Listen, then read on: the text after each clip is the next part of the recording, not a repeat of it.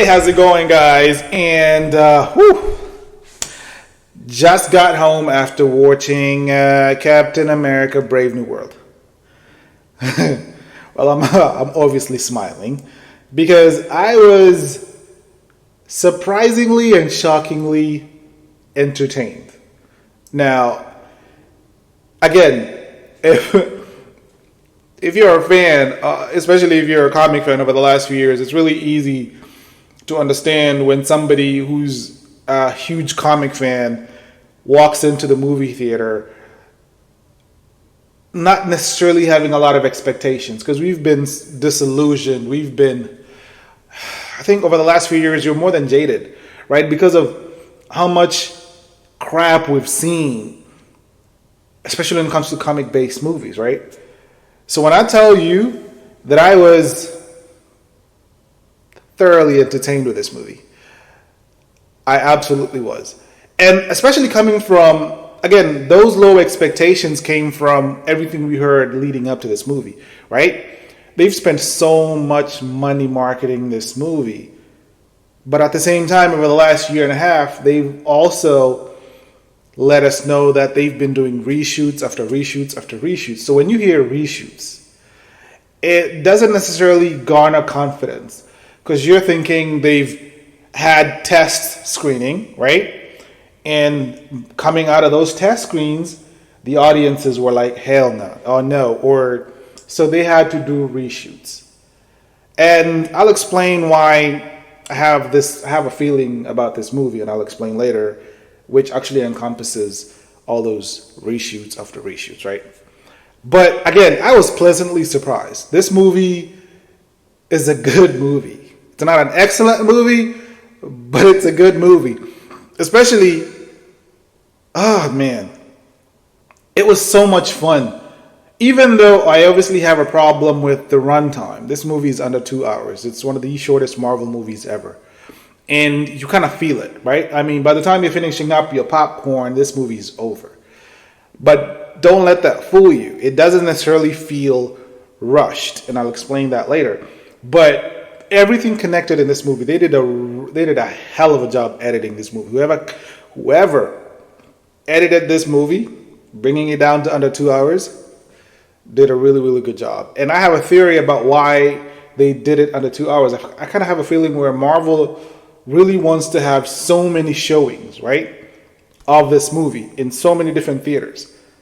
So when you have a movie under 2 hours, you can have so many showings in a day. Right?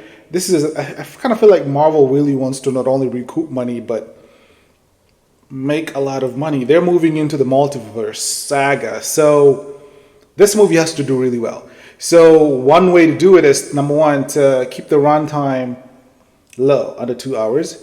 So that way you can watch movies. People can go watch movies. Even if you want to watch it again, it's just a 2 hour movie. So I do have a problem with that, because watching this movie, even though I enjoyed it thoroughly, it kind of felt like there was so much left out of this movie, and you feel it. Even though they make a really good attempt to have everything connect, it doesn't feel rushed. I remember watching the Justice League movie that Joss Whedon did, and there was so much confusion, scene after scene. I mean, no context. Kind of felt like they were really just meshing scenes and things together. Even the dialogue didn't necessarily connect. It didn't feel like that watching this movie, because, I mean, Sam Wilson as Captain America. Finally, we get to see this standalone movie, but we also get to see him as Captain America. One of the really cool things about this movie was watching him really embody and encompass this larger-than-life iconic character, right? And make it his version. Right? He's definitely not Steve Rogers. But there's this, I ended up loving him because you see him battle, right, with this idea of being Captain America. You see him actually also accept, you know what I mean? So it was really awesome to see, because you didn't see it in the show, right, with Bucky. You didn't necessarily see this version. Now we get to see him, and he brings out this really unique Captain America. And it's fun to see him fully embrace it and it's really cool. At the same time, you get to see the Thinker, right? And I love the fact that we've seen so much CGI garbage over the last few years. This was so nice to see, even though this is how traditionally in the comics the Thinker looks. Now, in the movie, he doesn't look like this. But again, at the same time, he doesn't look like the outrageous CGI we got in Ant-Man and the Wasp like this right here. He looks okay. He looks decent enough. And this is one of those characters this is one of the antagonists of this movie. And one of the reasons I said earlier, I feel like there was a lot left out, is even though the story, they did a really, really good job telling the story about, of this movie and about this movie. But with this particular character, especially with the fact, I'm not really going to give out a lot of spoilers. If this was a bad movie, I'd be talking about it. But I really want you guys to go see it because it's a good movie.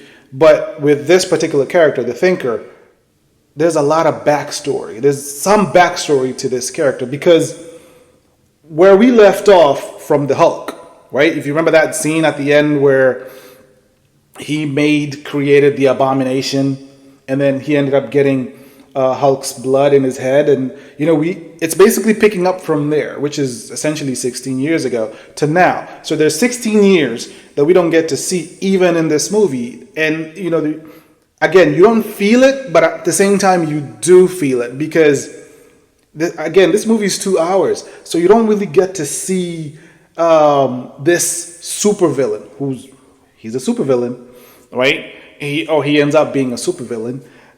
So you really don't get to see a lot of this, right? So it's shortened.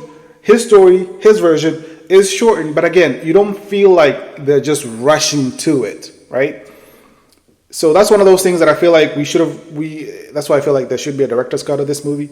They should take a page out of Zack Snyder or DC and do a director's cut, because there has to be scenes. There has to be. I feel like there really has to be, and I'll talk about this at the end. But anyway, it was really fun to see the Thinker, right? It was really fun to see him really employ because obviously the Thinker is known for his outstanding brain.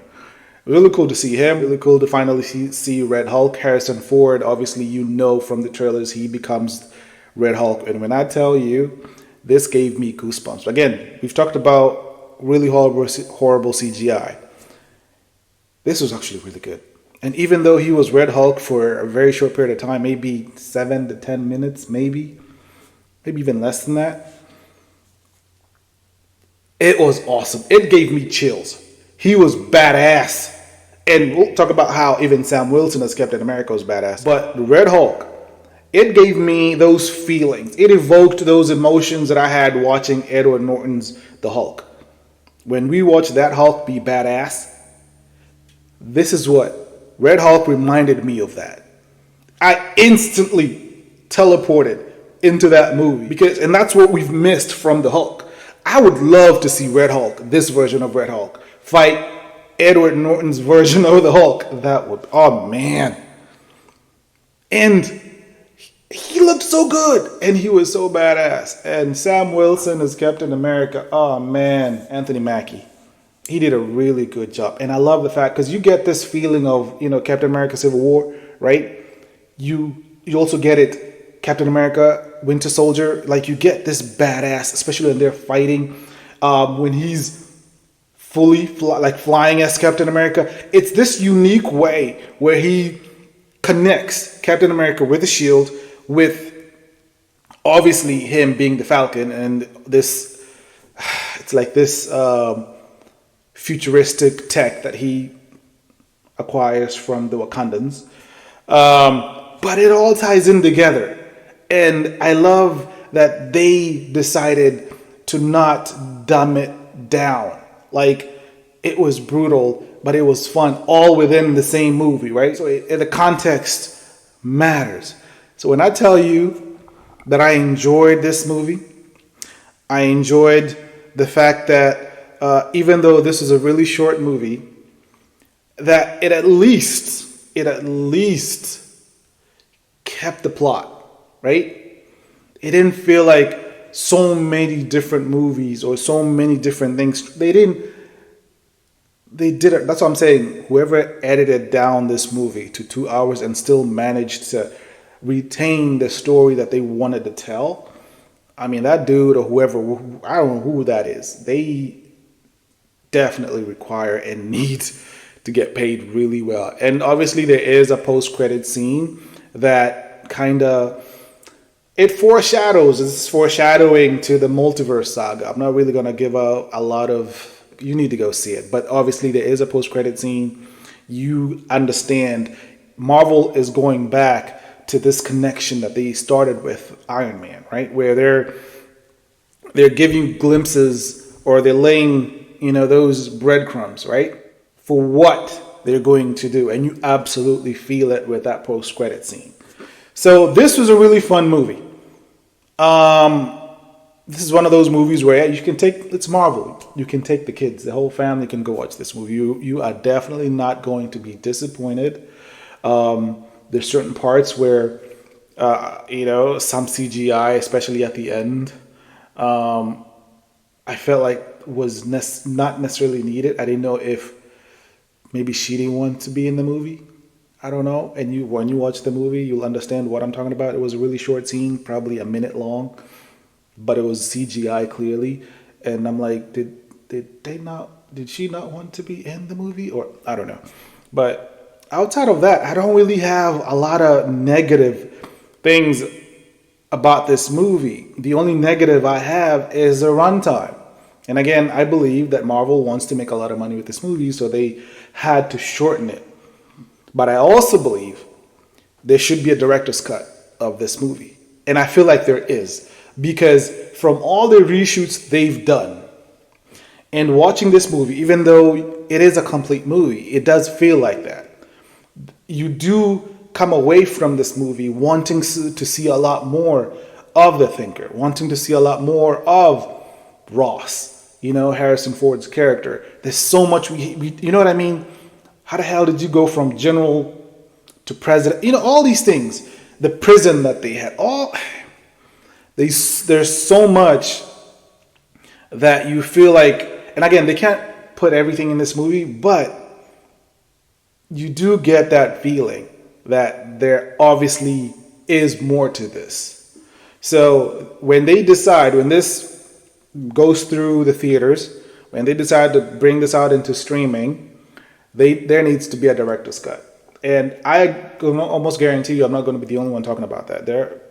If you go watch this movie, you're going to enjoy it.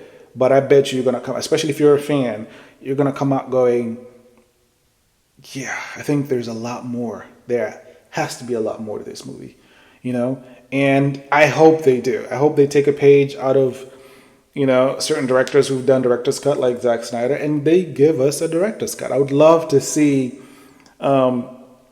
this director's complete version of this movie. Even though I know, as long as it's not giving out, because Marvel won't allow that kind of thing if it's going to give out information about upcoming projects. But if it's just solely in the realm of this movie, they should. Because if it still ties in and still tells and connects with the entire story, they should give us a director's cut. That's just my feeling. But this was a good movie. I'll get out of 5. I'll absolutely give it a 4 out of 5. I will. I'm not giving it a 5 out of 5 just because of the runtime, but it is a good movie. You will absolutely enjoy it. Especially, coming from where we've come from, and I talked about it, I wasn't necessarily excited to see this movie. And a lot of that comes from everything we've experienced previously, right? Everything we've experienced previously. But I was pleasantly surprised, and I feel like you will absolutely enjoy this movie if you go watch it. So anyway, not to make this longer than it's supposed to be, I'm obviously excited. I am pleasantly surprised and excited, and I was absolutely entertained with this movie. Go watch it. Let me know in the comments what you think. Did you like it? Did you hate it? What parts of this movie did you like most? What parts of it did you not like? Did you like Harrison Ford as not only as him, General Ross? Did you like him as Red Hulk? I did. How about the Thinker? What did you feel about the Thinker? Do you feel like me that we needed more? And maybe there is more coming, because obviously at the end with the post-credit scene, it absolutely sounds like we're going to get a whole lot more of the Thinker in the future. So anyway, let me know in the comments what you thought, and I will catch you in the next episode. Peace.